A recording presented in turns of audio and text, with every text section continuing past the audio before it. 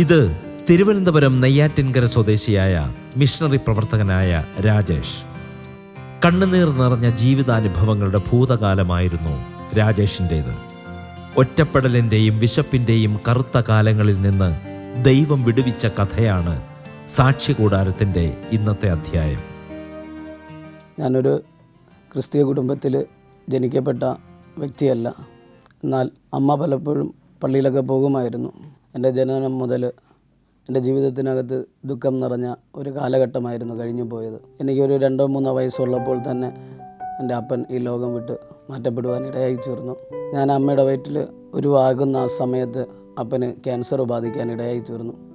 അപ്പോൾ അന്നത്തെ കാലഘട്ടത്തിൽ ചികിത്സിക്കാൻ കഴിയാത്തതുകൊണ്ട്, അല്ലെങ്കിൽ അന്ന് ആ ക്യാൻസറിന് മരുന്നില്ലാത്തത് കൊണ്ട് അപ്പൻ്റെ നാക്ക് ക്രമേണ എന്ത് ചെയ്യുക, ഈ നശിച്ചു പിന്തു പോവുകയും അങ്ങനെ അപ്പന് ആ വേദന സഹിക്കാൻ പറ്റാതെ ആത്മഹത്യ ചെയ്യാനിടയായി തീർന്നു. അപ്പൻ്റെ കുടുംബം നോക്കിക്കഴിഞ്ഞു കഴിഞ്ഞാൽ മന്ത്രവാദവും അങ്ങനെയുള്ള ഒരു കുടുംബത്തിനകത്ത് നിന്നാണ് ഏറ്റവും അവസാനത്തെ കണ്ണിയായ എന്നെ ദൈവം തിരഞ്ഞെടുക്കുവാനിടയായി തീർന്നു. അപ്പം ആ ജീവിതത്തിനകത്ത് എനിക്കൊരു സഹോദരിയുണ്ട്. സഹോദരിക്ക് അപ്പോഴും 1.5 വയസ്സ് പ്രായമാണ്. എനിക്കൊരു 2-3 വയസ്സ് പ്രായമുള്ളപ്പോൾ അപ്പൻ ആത്മഹത്യ ചെയ്യാനിടയായി തീർന്നു. അങ്ങനെ അമ്മ ഞങ്ങളെയും കൊണ്ട് അമ്മയുടെ ഭവനത്തിലേക്ക് പോവുകയും, എന്നാലും ഞങ്ങൾക്ക് താങ്ങായിട്ട് ആരുമില്ലാത്തൊരു അവസ്ഥ ജീവിതത്തിനകത്ത് കടന്നു വന്നു. അപ്പനെ കണ്ട വലിയ ഓർമ്മയൊന്നും എൻ്റെ ജീവിതത്തിനകത്തില്ല. അപ്പം എൻ്റെ ജീവിതം ഒറ്റപ്പെടലിൻ്റെയും ആരും സ്നേഹിക്കാനില്ലാത്ത, ആരും കരുതാനില്ലാത്തൊരു ജീവിതമായിരുന്നു എൻ്റെ ജീവിതം. അങ്ങനെ ഇരിക്കുമ്പോൾ ഒരു നേരത്തെ ആഹാരം പോലും തരാൻ പറ്റാത്തൊരവസ്ഥ ഉള്ളതുകൊണ്ട് അമ്മ എന്നെയും എൻ്റെ സഹോദരിയും കൊണ്ട് ഒരു പള്ളിയുടെ കീഴിലുള്ള ഓർഫനേജിൽ ആക്കുവാനിടയായി തീർന്നു.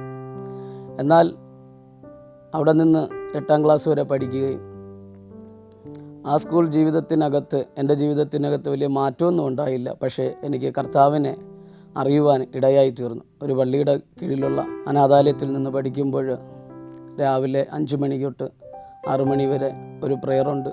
അതുപോലെ രാത്രി 8 മണി തൊട്ട് 8:30-9 മണി വരെ ഒരു പ്രെയറുണ്ടായിരുന്നു. അങ്ങനെ 8ാം ക്ലാസ് വരെ എൻ്റെ ജീവിതം ആ അനാഥാലയത്തിനകത്ത് ആയിരുന്നു. എന്നാൽ 8ാം ക്ലാസ്സിൽ ഞാൻ ആയിരിക്കുന്ന സമയത്ത് എൻ്റെ അമ്മയ്ക്ക് മെഡിക്കൽ കോളേജിൽ ഒരു ചെറിയ ജോലി ലഭിക്കുവാൻ ഇടയായി തീർന്നു. അത് മുഖാന്തരം അമ്മ ഞങ്ങളെ വീട്ടിലേക്ക് കൊണ്ടുവന്നു. എന്നാൽ എന്നെ നോക്കുവാനോ അനുസരണ പഠിപ്പിക്കുവാനോ എൻ്റെ കാര്യങ്ങൾ നോക്കുവാനോ ശ്രദ്ധിക്കാനോ ആരുമില്ലാത്തത് കൊണ്ട് എൻ്റെ ജീവിത രീതിയൊക്കെ മാറാൻ തുടങ്ങി. പല കൂട്ടുകെട്ടിൽ അകപ്പെടുവാൻ ഇടയായി തീർന്നു. അങ്ങനെ നല്ല കൂട്ടുകാരുണ്ടായിരുന്നു ജീവിതത്തിനകത്ത്. അത് ക്രമേണ എൻ്റെ ജീവിതം വഴിതെറ്റാൻ ആരംഭിച്ചു. അപ്പം ഞാൻ 10ാം ക്ലാസ് ആയപ്പോൾ തന്നെ എൻ്റെ ജീവിതം ഫുള്ള് മറ്റൊരു രീതിയിലേക്ക് മാറിപ്പോയി. ആർക്കും ഇഷ്ടമില്ലാത്തൊരു ജീവിത രീതിയായി മാറി. അപ്പോഴും ഞാൻ ഈ 3ാം ക്ലാസ് മുതൽ സിനിമാറ്റിക് ഡാൻസൊക്കെ കളിക്കുന്ന ഒരാളും കൂടെയായിരുന്നു. അപ്പോൾ പിന്നീട് എനിക്ക് ആ ഡാൻസ് പഠിക്കാനും പലയിടത്തും ചെന്ന് പഠിപ്പിക്കാനെല്ലാം ആ സമയത്ത് അങ്ങനെ ഡാൻസ് പഠിപ്പിക്കാനൊക്കെ കടന്നുപോയി. ഡാൻസ് കളിക്കുമായിരുന്നു, പല കോമ്പറ്റീഷനും പങ്കെടുക്കുമായിരുന്നു. അങ്ങനെ മത്സരങ്ങൾ വിജയിക്കുകയും അങ്ങനെ എൻ്റെ ജീവിതം ആ ഒരു മേഖലയിലേക്ക് ഞാൻ ജീവിച്ച് പൊയ്ക്കൊണ്ടിരുന്നു. എന്നാൽ അങ്ങനെ ഇരിക്കെ ബാംഗ്ലൂർ ഡാൻസ് ക്ലാസ് പഠിപ്പിക്കാൻ വന്ന ഒരു സാഹചര്യത്തിൽ എന്നെ ഒരാൾ അറിയിപ്പിക്കുകയും ഞാൻ അങ്ങനെ ബാംഗ്ലൂരിലേക്ക് കടന്നുപോയി. അപ്പോൾ 10ാം ക്ലാസ് പരീക്ഷ എഴുതാതെ ഞാൻ ഈ ഡാൻസ് എൻ്റെ ജീവിതത്തിനകത്തൊരു വലിയ ഹോബിയായി മാറി. അപ്പം അതായിരുന്നു എൻ്റെ ജീവിതത്തിലെ ഞാൻ വലുതായിട്ട് കണ്ടത് ഡാൻസും ആ ഒരു അങ്ങനത്തെ ഒരു ജീവിതം, ലോകപരമായ ഒരു ജീവിതമായിരുന്നു ഞാൻ ആഗ്രഹിച്ചിരുന്നത്. എന്നാൽ ബാംഗ്ലൂരിൽ പോയി എനിക്ക് അവിടെ 3 ഡാൻസ് ക്ലാസ് ഉണ്ടായിരുന്നു. ടിബറ്റിയൻസ് എന്ന് പറയുന്ന അവരെയൊക്കെ ഡാൻസ് പഠിപ്പിക്കുവാൻ ഇടയായി തീർന്നു. അങ്ങനെ ഡാൻസ് അവരെ പഠിപ്പിക്കുകയും അങ്ങനെ എൻ്റെ ജീവിതം ബാംഗ്ലൂർ വെച്ച് വഴിതെറ്റുവാൻ ഇടയായി തീർന്നു. ഞാൻ ക്രമേണ ബ്രൗൺ ഷുഗറിന് ഉപയോഗിക്കാൻ തുടങ്ങി. അങ്ങനെ ഒരു 4 മാസം കൊണ്ട് എൻ്റെ ശരീരമൊക്കെ പൊട്ടി തുടങ്ങി. ഒരു മനുഷ്യനല്ലാത്തതുപോലെ ഞാൻ തകർക്കപ്പെട്ടു. കണ്ടാൽ മനുഷ്യനെന്ന് പറയത്തില്ല, അത്രമാത്രം എൻ്റെ ശരീരം വിരൂപമായി. എൻ്റെ ശരീരമൊക്കെ പൊട്ടി, ഞാൻ ഉണങ്ങി. ആരും കണ്ടാൽ എന്നെ അടുപ്പിക്കാത്ത രീതിയിൽ ഒരു വല്ലാത്ത അവസ്ഥയ്ക്കകത്തായി. അങ്ങനെ ഇരിക്കെ ഞാൻ അവിടെ നിന്ന് എന്നെ അവിടെയുള്ള ആൾക്കാർ, അല്ലെങ്കിൽ എൻ്റെ കൂടെ ഉണ്ടായിരുന്ന ചിലർ ചേർന്ന് എന്നെ നാട്ടിലേക്ക് അയക്കുകയും എൻ്റെ സ്വന്തം വീട്ടിൽ എനിക്ക് കടന്നു ചെല്ലാൻ കഴിയാത്തത് കൊണ്ട് എൻ്റെ അച്ഛൻ്റെ അല്ലെങ്കിൽ അപ്പൻ്റെ സഹോദരിയുടെ വീട്ടിൽ കൊണ്ടുപോയി എന്നെ 2 വർഷം നിർത്തി അവരെന്നെ നോക്കുവാനിടയായി തീർന്നു. അതിനുശേഷം എൻ്റെ ജീവിതത്തിനകത്ത് വലിയ മാറ്റമൊന്നും ഉണ്ടായില്ല. ഞാൻ വീണ്ടും നാട്ടിലൊക്കെ ഡാൻസ് പ്രോഗ്രാമും ഡാൻസും ട്രൂപ്പുകളും അങ്ങനെ ഒരു ജീവിതം. കാരണം കിട്ടുന്ന കാശ് മുഴുവനും നല്ല കാര്യങ്ങൾക്ക് അങ്ങനെ ഉപയോഗിക്കാറില്ല. എപ്പോഴും കൂട്ടുകാരൊത്ത് നടക്കുകയും ആ കാശ് അടിച്ചു കളയുകയും കഞ്ചാവ് ഉപയോഗിക്കുകയും മദ്യത്തിന് അടിമയായി തീരുകയൊക്കെ ചെയ്തു. അപ്പോൾ എൻ്റെ ജീവിതത്തിനകത്ത് നല്ല കാര്യങ്ങൾ പറഞ്ഞു തന്നത് ഒരു ദൈവിക ഭാഗത്തു നിന്നും അങ്ങനെ ഒരു വ്യക്തിയല്ല എൻ്റെ ജീവിതത്തിനകത്ത് വഴിത്തിരിവായത്. അപ്പം ഞാനിങ്ങനെ ഈ ഒരു കോമ്പറ്റീഷൻ ഉണ്ടായിരുന്ന സമയത്ത് ആ കോമ്പറ്റീഷന് വേണ്ടി ഞാൻ പങ്കെടുക്കുന്ന സമയത്ത് ജഡ്ജസായിട്ട് ഒരു പത്രപ്രവർത്തകൻ വന്ന് മുമ്പിലിരിക്കുവാൻ ഇടയെത്തുന്നു. എന്നാൽ ആ പ്രോഗ്രാം കഴിഞ്ഞു, ഞങ്ങളെ ടീം ജയിക്കുകയും ഞങ്ങൾ ഫസ്റ്റ് എടുക്കുകയൊക്കെ ചെയ്തു. അപ്പം അത് മുഖാന്തരം ഈ പത്രപ്രവർത്തകൻ എന്നെ ഒന്ന് പരിചയപ്പെടുകയും പിന്നീട് ആ ബന്ധം നല്ലൊരു സുഹൃത്ത് ബന്ധമായി മാറി. അങ്ങനെ ആ പുള്ളിക്കാരൻ പോകുന്നിടത്തൊക്കെ എന്നെയും കൂടെ കൂട്ടാൻ തുടങ്ങി. അങ്ങനെ എൻ്റെ ജീവിതം കഞ്ചാവ് ഉപയോഗത്തിൽ നിന്ന് എന്നെ ക്രമേണ ആ മനുഷ്യൻ മാറ്റിയെടുക്കാൻ തുടങ്ങി. അപ്പോൾ അങ്ങനെ ഞാൻ മുമ്പോട്ട് പൊയ്ക്കൊണ്ടിരിക്കുന്ന ആ ഒരു ടൈമിൽ പെട്ടെന്ന് പുള്ളി ഗൾഫിലേക്ക് പോകാൻ ഇടയായിത്തീർന്നു, ദുബായിലേക്ക് കയറുവാൻ ഇടയായിത്തീർന്നു. എന്നാൽ പോകുന്ന സമയത്ത് എന്നോട് പറഞ്ഞു, ഞാൻ നിനക്ക് വിസ അയച്ചു തരും, നീ എൻ്റെ കൂടെ വരണം എന്നൊക്കെ പറഞ്ഞു. എന്നെ വളരെയധികം സ്നേഹിച്ചു. അങ്ങനെ എനിക്ക് വിസ വന്നു. ആ വിസ വന്നപ്പോൾ ഞാൻ പോകാൻ എനിക്ക് തോന്നിയില്ല, ഞാൻ പോയില്ല. അത് മുഖാന്തരം ആ ബന്ധം എന്നേക്കുമായി മുറിയാൻ ഇടയായിത്തീർന്നു. പിന്നെ ആ സുഹൃത്ത് എന്ത് ചെയ്യുക, എന്നെ വിളിക്കുകയോ സംസാരിക്കുകയോ ഒന്നും ചെയ്തില്ല. അങ്ങനെ അത് ആ വർഷങ്ങൾ കഴിഞ്ഞു. ഒരു ആട്ടോ ഉണ്ടായിരുന്നു, അങ്ങനെ ആട്ടോ ഓടാൻ തുടങ്ങി. അപ്പം സിഗരറ്റ് ഉപയോഗിക്കുമായിരുന്നു. അങ്ങനെ ഞാൻ ഈ തിരുവനന്തപുരത്ത് ചെങ്കച്ചുള്ള എന്ന് പറയുന്ന ആ സ്ഥലത്ത് ഞാൻ എൻ്റെ വാഹനം ഒതുക്കിയിട്ട് ഞാൻ വെയിറ്റ് ചെയ്യുന്ന സമയത്ത് ഒരു അങ്കിള് ആട്ടോയുടെ അടുത്തേക്ക് കടന്നു വന്നു. ആട്ടോയുടെ അടുത്തേക്ക് കടന്നു വന്നിട്ട് ആങ്കിൾ എന്നോട് ചോദിച്ചു, മക്കളെ ഞാൻ കുറച്ച് നേരം നിന്നോടൊന്ന് സംസാരിച്ചോട്ടെ എന്ന് ചോദിച്ചു. ഞാൻ പറഞ്ഞു, ശരി അങ്കിളെ, സംസാരിക്കുമെന്ന് പറഞ്ഞു. അങ്കിള് പറഞ്ഞു, എനിക്ക് 2 ആൺമക്കളുണ്ട്, പക്ഷേ ഞാൻ നിന്നോട് ഒരു കാര്യം പറഞ്ഞാൽ നീ അനുസരിക്കുമെന്ന് ചോദിച്ചു. അപ്പം ഞാൻ പറഞ്ഞു, അങ്കിള് പറയാം. അപ്പം ഞാൻ ഇങ്ങനെ സിഗരറ്റ് വലിച്ചുകൊണ്ടിരിക്കുക. അപ്പോൾ ആ മനുഷ്യൻ എൻ്റെ അടുത്ത് നിന്നിട്ട് പറഞ്ഞു, ഞാൻ പറഞ്ഞാൽ എൻ്റെ 2 ആൺമക്കളും അനുസരിക്കുന്നില്ല, ഞാൻ പറഞ്ഞാൽ മക്കൾ അനുസരിക്കുമെന്ന് ചോദിച്ചു. മോൻ അനുസരിക്കുമെന്ന് ചോദിച്ചു. ഞാൻ പറഞ്ഞാൽ, അങ്കിള് പറയേ, മക്കൾ ഇനി സിഗരറ്റ് വലിക്കരുത് എന്ന ആങ്കിള് സ്നേഹത്തോടെ എൻ്റെ വാഹനത്തിനടുത്ത് നിന്ന് പറയാനിടയായി തീർന്നു. ഇത് പറഞ്ഞിട്ട് ആങ്കിള് മുമ്പോട്ടൊന്ന് നടന്നുപോയി. ഞാൻ സിഗരറ്റ് വീണ്ടും വലിച്ചുകൊണ്ടിരിക്കുകയാണ്. എൻ്റെ മനസ്സിനകത്തൊരു തോന്നൽ, ഇതുപോലെ ആരും സ്നേഹത്തോടെ വന്ന് എന്നോട് അങ്ങനെ സംസാരിച്ചിട്ടില്ല. അപ്പോൾ പലപ്പോഴും തകർന്നിരിക്കുന്ന ഒരു വ്യക്തിയുടെ അടുക്കൽ അല്ലെങ്കിൽ ഒറ്റപ്പെട്ടിരിക്കുന്ന ഒരു വ്യക്തിയുടെ അടുക്കൽ നാം സ്നേഹത്തോടെ ചെന്ന് ഒരു വാക്ക് പറഞ്ഞാൽ ഒരു പക്ഷേ ആ വ്യക്തിയുടെ ജീവിതത്തിനകത്ത് ഒരു വലിയ വഴിത്തിരിവാകും. അങ്ങനെ ആ വാക്ക് എന്നെ വളരെയധികം ചിന്തിപ്പിച്ചു. ഞാൻ ഉപയോഗിച്ചുകൊണ്ടിരുന്ന ആ സിഗരറ്റ് പെട്ടെന്ന് തറയിലിട്ട് അതിനെ ഞാൻ ആ തീയെ കളഞ്ഞിട്ട് ഞാൻ എൻ്റെ ഉള്ളിനകത്ത് തീരുമാനിച്ചു, ഇനി ഈ സിഗരറ്റ് ഞാൻ ഉപയോഗിക്കത്തില്ല. അന്ന് മുതൽ ഈ സിഗരറ്റ് വലി ഞാൻ ഉപേക്ഷിച്ചു.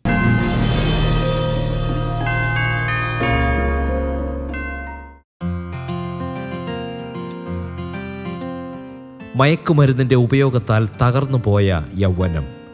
ഈ കാലത്ത് ലഹരി അനേകം കുടുംബങ്ങളെ തകർക്കുമ്പോൾ ഈ വ്യക്തിയിൽ സംഭവിച്ച രൂപാന്തരം ഇന്നും അനേകർക്ക് ഒരത്ഭുതമാണ്.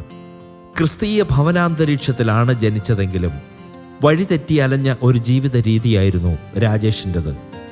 എന്നാൽ സിനിമാറ്റിക് ഡാൻസ് കലാകാരനായിരുന്ന ഈ വ്യക്തിയെ ദൈവം അത്ഭുതകരമായി വിടുവിച്ചു. നാം ഈ ലഹരി ഉപയോഗിക്കുന്ന സമയത്ത് ഉപയോഗിക്കുന്നവർക്കറിയാം, അല്ലെങ്കിൽ ഉപയോഗിച്ചിട്ടുള്ളവർക്കറിയാം ആ അവസ്ഥ എന്താണെന്ന്.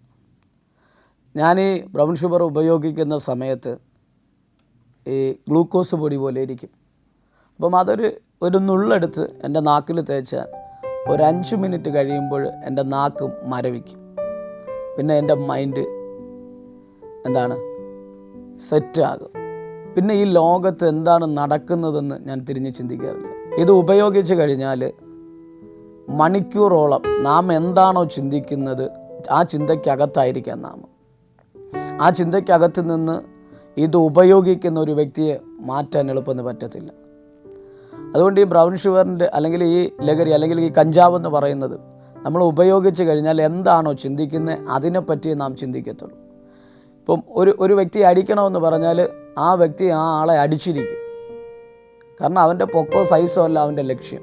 അവനെ എങ്ങനെ മുമ്പിൽ നിൽക്കുന്നവനെ എങ്ങനെ അടിച്ചിടാം, ഇതായിരിക്കും അവൻ്റെ മൈൻഡിനകത്തുള്ള സെറ്റ്. അവിടെ ഇനിയിപ്പോൾ പോലീസാണ് മുമ്പിൽ വന്നത്, അല്ലെങ്കിൽ ലോകം മുഴുവൻ ഇളകി വന്നാലും അവനെ സംബന്ധിച്ച് അതൊരു വിഷയമല്ല. 2, ഇത് ഉപയോഗിച്ച് നാം ഇരിക്കുന്ന ആ സമയത്ത് നമ്മൾ അപ്പോഴെടുക്കുന്ന എന്താണോ നാം ചിന്തിക്കുന്നത്, ആ ചിന്തയ്ക്കകത്ത് നാം ആഴമായി ചിന്തിക്കുകയും ആ ചിന്തയ്ക്കകത്ത് നാം എന്ത് ചെയ്യുന്നു, ആ ചിന്ത വിട്ട് പിന്നെ മറ്റൊരു വിഷയത്തിലേക്ക് ചിന്തിക്കാത്തവണ്ണം നാം അതിനെന്താകുക മാറുക, ആ ചിന്തിക്കുന്ന വിഷയത്തിനകത്ത് അഡിക്റ്റായി മാറുക. ഇങ്ങനെയാണ് പലരും എന്ത് ചെയ്യുന്ന ഈ അല്ലെങ്കിൽ ലോകത്തിൽ ജീവിക്കുന്ന മറ്റു മനുഷ്യരെ പറ്റി അവർ ചിന്തിക്കാറില്ല. അവരുടെ വേദനയോ പ്രയാസമോ ഒന്നും ഇത് ഉപയോഗിക്കുന്ന ഒരു വ്യക്തിക്ക് തിരിച്ചറിയാൻ പറ്റത്തില്ല. ആ വ്യക്തിയുടെ ഏറ്റവും വലിയ സ്നേഹവും അടുപ്പവും ഇത് ഉപയോഗിക്കുന്നവരുമായിട്ടായിരിക്കും. മാതാപിതാക്കൾ ശ്രദ്ധിക്കേണ്ട ഒരു കാര്യമുണ്ട്.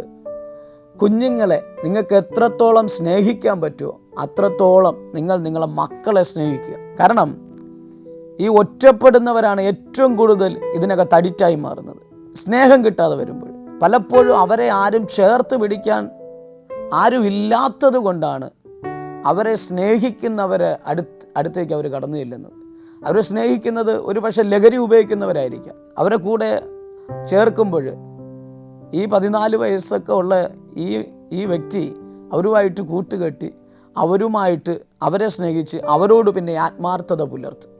അവരെന്തു പറയുന്നോ അത് ചെയ്യാൻ ഈ വ്യക്തി വില്ലിങ് ആകും.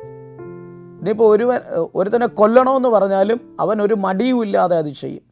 കാരണം സ്നേഹിക്കുന്നവന് വേണ്ടി അവൻ്റെ ഹൃദയത്തെ വിട്ടുകൊടുക്കുക. ഈ ഒറ്റപ്പെടലിൻ്റെ അവസ്ഥ കൊണ്ടാണ് പലരും ലഹരിക്ക് അടിമയാകുന്നത്. എന്നെ കേൾക്കുന്ന നിങ്ങളോട് എനിക്ക് പറയാനുള്ളത്, ഒറ്റപ്പെട്ട് നിൽക്കുന്ന ആരെയും നിങ്ങൾ ഒറ്റപ്പെടുത്താൻ ശ്രമിക്കരുത്. 100 പേരെ നിരന്ന് നിന്ന് ഒരു വ്യക്തിയെ കുറ്റപ്പെടുത്താം, പക്ഷേ അതിനകത്തു നിന്ന് ഒരാളിറങ്ങി ആ വ്യക്തിയെ സ്നേഹിച്ചാൽ ആ വ്യക്തി നിങ്ങളെ സ്നേഹത്തിലേക്ക് കടന്നു വരും. 100 പേരിൽ ഒരാളായിട്ട് നിങ്ങളെ കൂടെ ആ വ്യക്തിയും കാണും. എന്നെപ്പോലെ മറ്റുള്ളവനെ സ്നേഹിക്കാനൊരു കൃപ, ഇതാണ് കർത്താവ് പറഞ്ഞത്. എന്നേക്കാൾ അധികം നീ മറ്റുള്ളവരെ സ്നേഹിക്കുക, നിന്നേക്കാൾ അധികം നീ മറ്റുള്ളവരെ സ്നേഹിക്കുക, നിൻ്റെ കൂട്ടുകാരനെ നിന്നെപ്പോലെ സ്നേഹിക്കുക എന്നൊക്കെ കർത്താവ് പറഞ്ഞതിന് കാരണം ഇതാണ്. നല്ലൊരു തലമുറയെ സൃഷ്ടിക്കാൻ ഈ ലോകത്തിന് കഴിയും. ഈ ലഹരി ഉപയോഗിക്കുന്ന ഒരു വ്യക്തിയെ നിങ്ങൾ സ്നേഹിക്കാൻ തുടങ്ങി, ആ വ്യക്തി ക്രമേണ ജീവിതത്തിലേക്ക് കടന്നു വരാൻ ഇടയെത്തി. ഞാൻ പറഞ്ഞല്ലോ, എൻ്റെ ജീവിതത്തിനകത്ത് ഞാൻ ലഹരി ഉപയോഗിക്കുന്ന സമയത്ത് എന്തും ചെയ്യാൻ മടിയില്ലാത്ത ഒരു ജീവിതം ജീവിക്കുമ്പോൾ ലഹരി ഉപയോഗിച്ച് ഞാൻ പല പ്രശ്നങ്ങളും ഉണ്ടാക്കിയിട്ടുണ്ട്, പലരും ഉപദ്രവിച്ചിട്ടുണ്ട്. പക്ഷേ അവിടെ നിന്ന് എൻ്റെ ജീവിതത്തിൽ തിരിച്ചൊരു പത്രപ്രവർത്തകനാണ്. ആ വ്യക്തി എന്നെ സ്നേഹിച്ചില്ലായിരുന്നു എങ്കിൽ ഇന്ന് ഈ ലോകത്ത് ഞാൻ കാണത്തില്ല. ആ വ്യക്തിയിലൂടെയാണ് ഞാൻ ഈ ലഹരി ഉപയോഗം മാറ്റിയെടുത്ത് ആ വ്യക്തി എന്നെ ജീവിതത്തിലേക്ക് തിരിച്ചത്.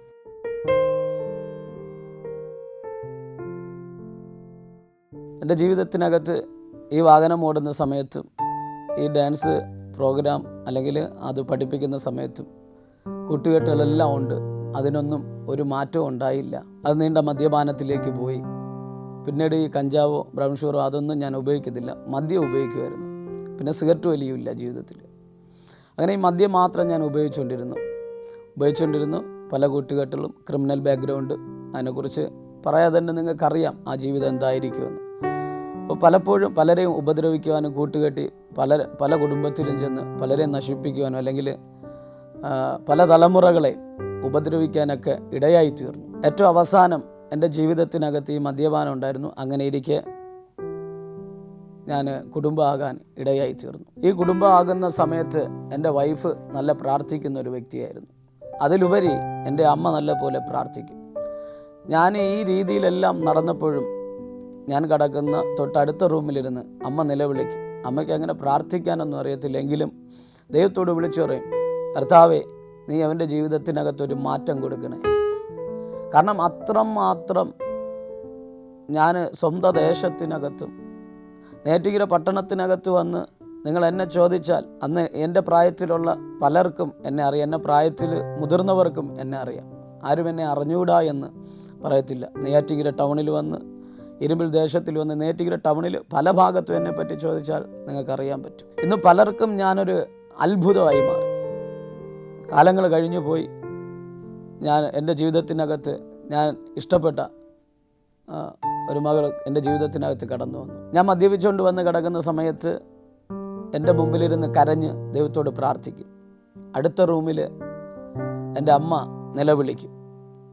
കാരണം എന്നെക്കൊണ്ട് ആ നാട് മുഴുവനും പലരെയും പല തലമുറകളെയും ഞാൻ തെറ്റിക്കുന്നു എന്നൊരു സാഹചര്യം ആ ദേശത്തിനകത്ത് നിന്നു.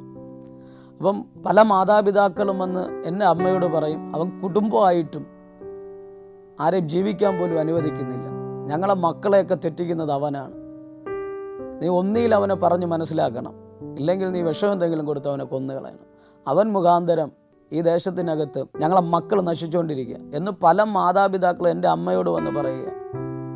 പക്ഷേ പലപ്പോഴും ഞാൻ ചിന്തിച്ചൊരു കാര്യം, എനിക്ക് വേണ്ടി ഞാനൊന്നും ചെയ്തിട്ടില്ല. എൻ്റെ കൂട്ടുകാർക്ക് വേണ്ടി പലരോടും വിഷയങ്ങളും പ്രശ്നങ്ങളും എല്ലാം ഉണ്ടാക്കി പലരുടെ മുമ്പിൽ ഒറ്റപ്പെടാൻ ഇടയായി തീർന്നു. എന്നാൽ അവരെല്ലാം മനസ്സിലാക്കിയിരുന്നത് ഞാൻ അവരെ വഴിതെറ്റിക്കുന്നു എന്നാണ്. യഥാർത്ഥത്തിൽ അവർക്ക് വേണ്ടി ഞാൻ കൂടെ നിന്ന് അവരെക്കാൾ മുമ്പിൽ അവർ ഒരു കാര്യം ചെയ്യുന്നതിന് മുമ്പ് അവർക്ക് വേണ്ടി ധൈര്യത്തോടെ അല്ലെങ്കിൽ അവർ ഒരാളോട് പ്രശ്നം ഉണ്ടാക്കുന്നതിന് മുമ്പ് ഞാൻ ചാടിക്കയറി വിഷയങ്ങളുണ്ടാക്കും. അപ്പോൾ ഇതായിരുന്നു എൻ്റെ ജീവിതത്തിൽ ഏറ്റവും വലിയ പ്രശ്നം. എൻ്റെ ജീവിതത്തിന് വേണ്ടി ഞാൻ ഒന്നും ചെയ്തിട്ടില്ല. പല കൂട്ടുകാർക്കും വേണ്ടി ഞാൻ പലതും ചെയ്തു. അത് മുഖാന്തരം എനിക്ക് വന്ന പേരുദോഷവും എൻ്റെ കുടുംബത്തിന് വന്ന നാണക്കേടും ഇന്നും ആ ദേശത്തിനകത്ത് നിന്ന് മാറിയിട്ടില്ല. പക്ഷേ ദേശം മുഴുവനും തള്ളിപ്പറയുമ്പോഴും ഇന്ന് ആ ദേശത്തിനകത്ത് അല്ലെങ്കിൽ ഈ നെയ്യാറ്റിൻകര എന്ന് പറയുന്ന ഇരുമ്പിൽ ദേശത്തിനകത്ത് വന്ന് നിങ്ങൾ എന്നെപ്പറ്റി ചോദിച്ചാൽ അവൻ ജീവിച്ചിരിക്കുന്നത് ഒരു അത്ഭുതമാണെന്ന് സകല ആൾക്കാരും പറയും. ഇന്ന് ആ ദേശം മുഴുവനും എന്നെ സ്നേഹിക്കുക. അവിടെ ആരും എന്നെ ഇന്ന് മാറ്റി നിർത്തുന്നില്ല, എല്ലാവരും എന്നെ സ്നേഹിക്കുന്നവരേ ഉള്ളൂ. അപ്പോൾ എൻ്റെ ദേശത്തിനകത്ത് തന്നെ ദൈവം എന്നെ ഒരു വലിയ സാക്ഷിയാക്കി മാറ്റി. അന്ന് എന്നോട് കൂട്ടുകെട്ടിയ പലരും ഇന്ന് ഞാൻ ജീവിച്ച ആ ഒരു ചുറ്റുപാടിനകത്ത് ജീവിക്കുമ്പോൾ എൻ്റെ ജീവിതത്തിനകത്ത് വളരെയധികം വേദനയുണ്ട്, വളരെയധികം ഭാരമുണ്ട്. ഈ ദിവസങ്ങളിൽ ദൈവത്തെ അറിയുന്ന നമ്മൾ പ്രാർത്ഥിക്കേണ്ട ഒരു സമയമാണ്. ഈ ലോകത്ത് പലതും നടന്നുകൊണ്ടിരിക്കുക. നാം മൊബൈൽ എടുത്താൽ ടി വിയിൽ നോക്കിക്കഴിഞ്ഞാൽ കൊലപാതകങ്ങൾ, ലഹരി ഉപയോഗമായി പലവിധമായ വിഷയങ്ങൾ, പ്രശ്നങ്ങൾ, ലോകം കാണാത്ത ചില അവസ്ഥകളിലൂടെയാണ് നമ്മുടെ കേരളം പൊയ്ക്കൊണ്ടിരിക്കുന്നത്. ഞാൻ ഇന്ന് പകൽ ഇത് പറയാൻ കാരണം, ഒന്ന് എൻ്റെ അമ്മ പ്രാർത്ഥിക്കും, രണ്ട് എൻ്റെ ഭാര്യ പ്രാർത്ഥിക്കുമായിരുന്നു. അതിനപ്പുറമായി ഞാൻ അറിയാത്ത ആരൊക്കെ എനിക്ക് വേണ്ടി പ്രാർത്ഥിക്കുന്നവരുണ്ടായിരുന്നു കാണാം. അതുപോലെ എന്നെ ഓർത്ത് പ്രാർത്ഥിക്കുന്ന അനേകവരുള്ളപ്പോൾ ഇന്ന് പകൽ എൻ്റെ ശബ്ദം കേൾക്കുന്ന എന്നെപ്പോലുള്ള യൗവനക്കാരത്തികളോട് ഇന്ന് പകൽ ഞാൻ പറയുക, നിങ്ങളുടെ ജീവിതത്തിനകത്ത് നിങ്ങൾക്ക് സമയം കിട്ടുമ്പോൾ അപ്പനും അമ്മയും പറ്റി സ്വന്തം ദേശത്തിനകത്ത് നാം എങ്ങനെയാണ് ജീവിക്കുന്നതെന്നൊന്ന് ചിന്തിച്ചു നോക്കണം. ഒരുപക്ഷെ ഞാനിന്ന് പറയുന്ന ഈ കാര്യങ്ങൾ നിങ്ങൾ കേൾക്കുമ്പോൾ നിങ്ങളുടെ ജീവിതത്തിനകത്തൊരു വലിയ മാറ്റം ഉണ്ടാകണം. ആ മാറ്റത്തിന് കാരണമായത് ഞാനെടുത്ത തീരുമാനങ്ങളല്ല. ഞാൻ പലപ്പോഴും ചിന്തിച്ചു, എനിക്ക് മദ്യപാനം നിർത്തണം, കഴിഞ്ഞിട്ടില്ല. കഞ്ചാവ് ഉപയോഗം നിർത്തണം, കഴിഞ്ഞിട്ടില്ല. അപ്പം ഒരു ലഹരിക്കും എൻ്റെ ജീവിതത്തിനകത്ത് നിന്ന് മാറ്റി നിർത്താൻ എനിക്ക് കഴിഞ്ഞില്ല. പക്ഷേ എൻ്റെ വൈഫിൻ്റെ പ്രാർത്ഥന, എൻ്റെ അമ്മയുടെ നിലവിളി എൻ്റെ ജീവിതത്തിനകത്ത് പലപ്പോഴും ഇടപെടാൻ ആരംഭിച്ചു. അങ്ങനെ ഇരിക്കെ എൻ്റെ മകന് 1 വയസ്സായപ്പോൾ എൻ്റെ ജീവിതത്തിനകത്തൊരു ഭയം കടന്നു. ആ ഭയം മറ്റൊന്നുമല്ല, എന്നെ കൊല്ലാൻ ആരോ എൻ്റെ പുറകെ നടക്കും പോലത്തെ ഒരവസ്ഥ. അപ്പോൾ പലയിടത്തും പോയി ഈ ഭയം മാറ്റാൻ ഞാൻ ചെയ്ത ചില പ്രവൃത്തികൾ എനിക്ക് തന്നെ തിരിഞ്ഞു വരുന്നു എന്നുള്ളൊരു മാനസികമായ ഒരവസ്ഥ എൻ്റെ ജീവിതത്തിനകത്ത് കടന്നു. അതായത് ഇരുട്ടായിക്കഴിഞ്ഞാൽ എനിക്ക് ഭയം തുടങ്ങി. എൻ്റെ പുറകെ ആരോ എന്നെ കൊല്ലാൻ നടക്കും പോലത്തെ ഒരു ചിന്ത എന്നെ വേട്ടയാടിക്കൊണ്ടിരുന്നു. ആദ്യം മദ്യപിക്കുമ്പോൾ ഈ ഭയം അങ്ങ് മാറുമായിരുന്നു. പിന്നെ മദ്യപിച്ചാലും ഇത് എൻ്റെ അകത്തു നിന്ന് മാറാത്തൊരനുഭവം. അമ്മ പ്രാർത്ഥിക്കുന്നുണ്ട്, വൈഫ് പ്രാർത്ഥിക്കുന്നുണ്ട്, അവർ നിലവിളിക്കുന്നുണ്ട്. അവരങ്ങനെ പള്ളിയിൽ പോകുന്നവരല്ല, അവരിടയ്ക്കിടയ്ക്ക് പള്ളിയിൽ പോകും, ദൈവത്തേക്ക് അറിയുന്നു. ഞാനും കുഞ്ഞിലെ ദൈവത്തെ അറിഞ്ഞൊരു വ്യക്തിയാണ്.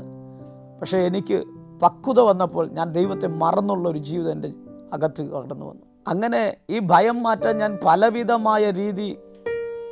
പലവിധമായ സാഹചര്യത്തിൽ ഞാൻ കടന്നുപോയി, അല്ലെങ്കിൽ പലരുടെയും അടുക്കൽ പോയി എനിക്ക് ഭയം മാറ്റാൻ വേണ്ടി. ആർക്കും എൻ്റെ ഈ ഭയം മാറ്റാൻ കഴിഞ്ഞില്ല. ഏറ്റവും അവസാനം ആഭിചാരകൻ്റെ അടുക്കലും മന്ത്രവാദികളുടെ അടുക്കലും ചോദിച്ചറിയുന്ന പലയിടത്തും ഞാൻ പോയി.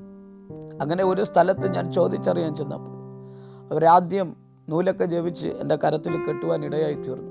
അപ്പോൾ അവിടെയൊന്നും എൻ്റെ ഭയം മാറ്റാൻ കഴിഞ്ഞില്ല. അങ്ങനെ 2ാം പ്രാവശ്യം ഞാൻ ആ സ്ഥാനത്ത് പോയപ്പോൾ അവിടെ ഇരിക്കുന്ന ആ ആൾ എന്നോട് ചോദിച്ചു, നിൻ്റെ അമ്മയും ഭാര്യയും 1 വയസ്സായ ആ കുഞ്ഞിനെയും കൂടെ നീ കൊണ്ടുവന്നാലേ ഈ വിഷയത്തിനകത്തൊരു പരിഹാരം കിട്ടത്തുള്ളൂ എന്ന് പറഞ്ഞു. ഞാൻ പെട്ടെന്ന് അവരോട് പറഞ്ഞു, എൻ്റെ അമ്മയും എൻ്റെ ഭാര്യയും ഈ സ്ഥലത്ത് വരത്തുമില്ല, അവരിതിനോട് താല്പര്യമില്ലാത്തവർ. ഞാനിങ്ങനെ വരുന്നത് തന്നെ അവർക്ക് ഇഷ്ടമില്ല. പക്ഷേ എനിക്ക് ഭയം മാറുന്നില്ല. പെട്ടെന്ന് അവരെന്നോട് ചോദിച്ചു, നിൻ്റെ അമ്മയും വൈഫും എവിടെയാണ് പോകുന്നത്? ഞാൻ പറഞ്ഞു, അവർ പള്ളിയിലാണ് പോകുന്നത്. ആളെന്നോട് പെട്ടെന്ന് അടുത്തൊരു ചോദ്യം, നിൻ്റെ ദൈവം എവിടെ പോയി? ഞാൻ പെട്ടെന്ന് എൻ്റെ അകത്തൊരു ചിന്ത, കുഞ്ഞുനാളിൽ ഞാൻ ദൈവത്തെ അറിഞ്ഞൊരു ദൈവ പൈതലാണല്ലോ. പെട്ടെന്ന് എൻ്റെ അകത്ത് യേശുവേ എന്നൊരു വിളി എൻ്റെ അകത്ത് വന്നു. പലരും എൻ്റെ ശബ്ദം ഇന്ന് പകൽ കേൾക്കുന്നുണ്ടായിരിക്കും. ഞാൻ നിങ്ങളോട് പറയുക, നിങ്ങളുടെ ജീവിതത്തിനകത്ത് അത്ഭുതങ്ങളെ പ്രവർത്തിക്കാൻ ദൈവത്തിന് കഴിയും. ദൈവം വിശ്വസ്തനാണ്. കർത്താവ് വാക്കുമാറാത്ത ദൈവമാണ്. എൻ്റെ ജീവിതത്തിനകത്ത് ഈ യേശുവേ എന്നുള്ള ആ ചോദ്യം എൻ്റെ ജീവിതത്തിനകത്ത് കടന്നു വന്നപ്പോൾ ഞാൻ അവിടം തൊട്ട് ദൈവത്തെ അറിയാൻ ആരംഭിച്ചു. യേശുവേ എന്നുള്ള ഈ ചിന്ത എൻ്റെ അകത്ത് മന്ത്രിക്കാൻ തുടങ്ങി. ഞാൻ വായടച്ചിട്ടും എൻ്റെ അകത്ത് ഇങ്ങനെ പറയുക, എൻ്റെ ദൈവം യേശുവാണ്, എൻ്റെ ദൈവം യേശുവാണ്, എൻ്റെ ദൈവം യേശുവാണ്. ഇതിങ്ങനെ എൻ്റെ അകത്ത് ഇങ്ങനെ പറഞ്ഞുകൊണ്ടിരിക്കുന്നു. അങ്ങനെ ഈ ചോദിച്ചറിയുന്ന ഈ വ്യക്തി പറഞ്ഞു, നീ ചെന്നു നിൻ്റെ അമ്മയും ഭാര്യയും 1 വയസ്സായ കുഞ്ഞിനെയും കൂടെ കൊണ്ടുവരണമെന്ന് പറഞ്ഞു. ഞാൻ അവരെ കൊണ്ടുവരാൻ വേണ്ടി ഞാൻ വാഹനവും എടുത്ത് എൻ്റെ ഭവനത്തിലേക്ക് കടന്നു ചെന്നു. ഞാൻ അമ്മയോട് പറഞ്ഞു, എൻ്റെ കൂടെ വന്നേ പറ്റൂ, വൈഫിനോട് എൻ്റെ കൂടെ വന്നേ പറ്റൂ, ഇല്ലെങ്കിൽ ഞാൻ ഇവിടെ കയറി ആത്മഹത്യ ചെയ്യും. എനിക്ക് ജീവിക്കണം. ഇങ്ങനെ ഭയം എന്നുള്ളൊരു ജീവിതം എനിക്ക് വേണ്ട, പേടിച്ചുള്ളൊരു ജീവിതം എനിക്ക് വേണ്ട. ഈ ഭൂമിയിൽ എനിക്ക് ഇങ്ങനെ ജീവിക്കേണ്ട. കാരണം എത്ര കാലം ഞാൻ പേടിച്ച് ജീവിക്കും? ഞാൻ ഇതെല്ലാം പറയുമ്പോൾ എൻ്റെ അകത്ത് ആ ചോദ്യം ഇങ്ങനെ നിൽക്കുക, എൻ്റെ ദൈവം യേശുവാണ്, എൻ്റെ ദൈവം യേശുവാണ്. ഞാൻ പെട്ടെന്ന് ആത്മഹത്യ ചെയ്യാൻ വേണ്ടി കയറെടുത്തു ഞാൻ മുറിക്കകത്ത് കയറി. പെട്ടെന്ന് എൻ്റെ അമ്മയും എൻ്റെ വൈഫും നിലവിളിക്കാൻ തുടങ്ങി. അവർ പെട്ടെന്ന് ഭയന്നു. എൻ്റെ വൈഫിന് ഇഷ്ടമില്ലെങ്കിലും എൻ്റെ അമ്മയ്ക്ക് ഇഷ്ടമില്ലെങ്കിലും അവർ പറഞ്ഞു, ഞങ്ങൾ നിൻ്റെ കൂടെ വരാം. അവരെൻ്റെ വാഹനത്തിൽ കയറുകയും അവിടെ നിന്നൊരു 3-4 കിലോമീറ്റർ കഴിഞ്ഞപ്പോൾ പെട്ടെന്ന് എൻ്റെ അകത്ത് നിൻ്റെ ദൈവം യേശുവാണെന്ന് പറഞ്ഞു. ഞാൻ പെട്ടെന്ന് ആ വാഹനം അവിടെ ചവിട്ടി നിർത്തി. ആ നിന്നെടുത്ത് നിന്ന് തന്നെ വാഹനം തിരിച്ചു. പോയതിനേക്കാൾ ഇരട്ടി സ്പീഡിൽ ഞാൻ തിരിച്ചു വാഹനം വീട്ടിലേക്ക് ഓട്ടിച്ചു. ആ മടങ്ങി വരവിൽ എൻ്റെ അമ്മയും എൻ്റെ വൈഫും കരയാൻ തുടങ്ങി. ഞങ്ങൾ വരാം, നീ തിരിച്ചു പോകണ്ട, ഞങ്ങൾ വരാം. ഞാൻ പറഞ്ഞ്, ഞാൻ തിരിച്ചു പോകുന്നത് മരിക്കാനൊന്നുമല്ല, എനിക്ക് ആരെങ്കിലും വിളിച്ചൊന്ന് പ്രാർത്ഥിക്കണം. എനിക്ക് നീ ഇതിൻ്റെ പുറകെ നടക്കാൻ പറ്റത്തില്ല. എൻ്റെ ദൈവം യേശുവാണെന്ന് എനിക്ക് മനസ്സിലായി. ഞാൻ എൻ്റെ അമ്മയും എൻ്റെ വൈഫിനെയും കൊണ്ട് വീട്ടിൽ വന്നിട്ട് എൻ്റെ കരത്തിൽ കെട്ടിയിരുന്ന ഈ നൂലിനെ ഞാൻ തന്നെ പൊട്ടിച്ച് വലിച്ചെറിഞ്ഞിട്ട് എൻ്റെ സഹോദരി ദൂരെ ഒരിടത്ത് ചർച്ചിൽ പോകുമായിരുന്നു. ഞാൻ പെട്ടെന്ന് എൻ്റെ സഹോദരിയെ വിളിച്ചു. ഞാൻ പറഞ്ഞു, സഹോദരി, നിങ്ങൾ പോകുന്ന ചർച്ചിലെ പാസ്റ്റർ എനിക്ക് വേണ്ടി പ്രാർത്ഥിക്കാൻ വരും. അപ്പോൾ സഹോദരി എന്നോട് പറഞ്ഞു, ചേട്ടാ ഒന്ന് വെയിറ്റ് ചെയ്യും, ഞാൻ പാസ്റ്ററിനെ ഒന്ന് വിളിച്ചിട്ട് ഞാൻ മറുപടി പറയാമെന്ന് പറഞ്ഞു. അങ്ങനെ എൻ്റെ സഹോദരി പാസ്റ്ററിനെ വിളിച്ചു. പാസ്റ്റർ പറഞ്ഞു, 1 മണിക്കൂർ സമയം വേണം, ഞാൻ അവിടെ പോകാം. അങ്ങനെ പാസ്റ്ററിൻ്റെ നമ്പർ എനിക്ക് തരികയും ഞാൻ പാസ്റ്ററിനെ വിളിച്ചപ്പോൾ പാസ്റ്റർ എന്നോട് പറഞ്ഞു, സഹോദര, 1 മണിക്കൂർ സമയം തരണം, അതിനകത്ത് ഞാൻ കടന്നു വരും. അപ്പോൾ ഈ പാസ്റ്റർ വരുമെന്ന് പറഞ്ഞപ്പോൾ എനിക്ക് സന്തോഷമായി. അപ്പം അതിൻ്റെ തലേ ദിവസം എൻ്റെ സഹോദരിയുടെ അവിടെ മീറ്റിംഗ് ഉണ്ടായിരുന്നു. ഈ മീറ്റിങ്ങിനകത്ത് ആ പാസ്റ്റർ എന്നെപ്പറ്റി പറയുവാനിടയായി തീർന്നു. എന്നാൽ ആ പാസ്റ്റർ എൻ്റെ വീട്ടിൽ വരികയും എനിക്ക് വേണ്ടി പ്രാർത്ഥിക്കുകയും ചെയ്തു. അന്ന് മുതൽ ഞാൻ എൻ്റെ യേശുവിനെ അറിഞ്ഞു. അന്ന് തൊട്ട് ഇന്നു വരെയും നീണ്ട 12 വർഷമായി കർത്താവിനോട് കൂടെ നിൽക്കാൻ കർത്താവ് കൃപയൊരുക്കി. ആ ദൈവസ്നേഹം വലുതാണ്. ഒരു മനുഷ്യൻ്റെ ജീവിതത്തിനകത്ത് യേശു കടന്നു വന്നാൽ അവൻ്റെ സകല സാഹചര്യവും മാറും. എനിക്ക് വിദ്യാഭ്യാസമില്ല, എനിക്ക് പറയത്തക്ക മഹിമയൊന്നുമില്ല, ഒരു കുലമഹിമയോ ഒന്നുമില്ല. പക്ഷേ യേശു എൻ്റെ ജീവിതത്തിനകത്ത് വന്നപ്പോൾ എൻ്റെ ദൈവം എനിക്ക് വേണ്ടി അത്ഭുതങ്ങളെ ചെയ്യുവാനിടയായി തീർന്നു. ഇന്ന് രാജ്യങ്ങളിലും പല ദേശങ്ങളിലും പല പട്ടണങ്ങളിലും കർത്താവിൻ്റെ വേലയുമായി പോകാനെല്ലാം കർത്താവ് കൃപയൊരുക്കുന്നു. പലരെയും രക്ഷയിലേക്ക് നടത്താൻ എൻ്റെ ഈ സാക്ഷ്യം പല തലമുറകളെയും വിടിവിച്ചുകൊണ്ടിരിക്കുന്നു. പല രോഗികളെയും കർത്താവ് സൗഖ്യമാക്കിക്കൊണ്ടിരിക്കുന്നു. പല അത്ഭുതങ്ങളും ദൈവം ചെയ്യുന്നു. എവിടെയൊക്കെയോ നശിച്ചു പോകേണ്ട എല്ലാവരും കൈവിട്ട എന്നെ എൻ്റെ യേശു കൈവിട്ടില്ല. എന്നെ കേൾക്കുന്ന, എൻ്റെ ശബ്ദം കേൾക്കുന്ന പ്രിയ ദൈവമക്കളെ, ഇന്നു പകല് ഞാൻ നിങ്ങളോട് പറയുക, ആരെങ്കിലും ഇരിക്കുന്നിടത്തിരുന്ന് യേശുവെ എന്ന് വിളിച്ച്, അല്ലെങ്കിൽ നീ ഏത് അവസ്ഥയിലും ആയിക്കോട്ടെ, ഏത് ചുറ്റുപാടിനകത്തോ നീ ജീവിച്ചോ, പക്ഷേ ഇന്ന് പകൽ നിൻ്റെ വിഷയത്തിനകത്തൊരു പരിഹാരം തരാൻ, നിൻ്റെ പ്രശ്നത്തിനകത്തൊരു പരിഹാരം തരാൻ യേശുവിന് മാത്രമല്ലാതെ ആർക്കും കഴിയത്തില്ല. നീ ഇരിക്കുന്നിടത്തിരുന്ന് യേശുവെ ഒന്ന് വിളിച്ചാൽ നിൻ്റെ ജീവിതത്തിനകത്ത് യേശു കടന്നു വന്ന് വലിയ അത്ഭുതങ്ങൾ ചെയ്യാനിടയായിത്തീരും. എൻ്റെ ജീവിതത്തെ മാറ്റുവാൻ എൻ്റെ യേശുവിന് കഴിഞ്ഞെങ്കിൽ നിങ്ങളെ പലരുടെയും ജീവിതത്തെ മാറ്റുവാൻ യേശുവിന് കഴിയും. ഇന്ന് ഞാൻ അനുഭവിക്കുന്ന ഒരു സ്വസ്ഥതയും സമാധാനമുണ്ട്. പലപ്പോഴും മരണം എൻ്റെ ജീവിതത്തിൻ്റെ മുമ്പിൽ കടന്നു വന്നു, പലപ്പോഴും അനർത്ഥങ്ങൾ കടന്നു വന്നു. അവിടെ ഒന്നും എൻ്റെ ദൈവം എന്നെ വിട്ടുകൊടുത്തില്ല. അവിടെ നിന്നെല്ലാം കർത്താവ് എന്നെ നേടുവാൻ ഇടയായി തീർന്നു. എൻ്റെ ശബ്ദം കേൾക്കുന്ന നിങ്ങളെ ഓരോരുത്തരെയും കർത്താവ് ധാരാളമായി അനുഗ്രഹിക്കുമാറാകട്ടെ. നിങ്ങളെ ബലപ്പെടുത്തട്ടെ, നിങ്ങളെ ശക്തീകരിക്കട്ടെ. പൗലോസ് പറഞ്ഞതുപോലെ യഹൂദനെന്നോ യൗവനനെന്നോ ദൈവത്തിനില്ല. നീ ഏത് അവസ്ഥയ്ക്കകത്തിരുന്ന് യേശുവെ എന്ന് വിളിക്കുന്നുണ്ടോ അവിടെ നിന്നെ അനുഗ്രഹിക്കുവാൻ എൻ്റെ യേശു സമ്പന്നനാണെന്ന് തിരുവെഴുത്ത് പറയുക. അങ്ങനെയാണെങ്കിൽ അവനെ കൈക്കൊണ്ട് അവൻ്റെ നാമത്തിൽ വിശ്വസിക്കുന്ന ഓരോരുത്തരെയും ദൈവമക്കളാക്കി മാറ്റുവാൻ എൻ്റെ കർത്താവിന് കഴിയും. കർത്താവ് നിങ്ങളെല്ലാം ധാരാളം അനുഗ്രഹിക്കുമാറാകട്ടെ. God bless you. ആമേൻ. യേശുവിൻ സ്നേഹം പകർന്നിടുവാൻ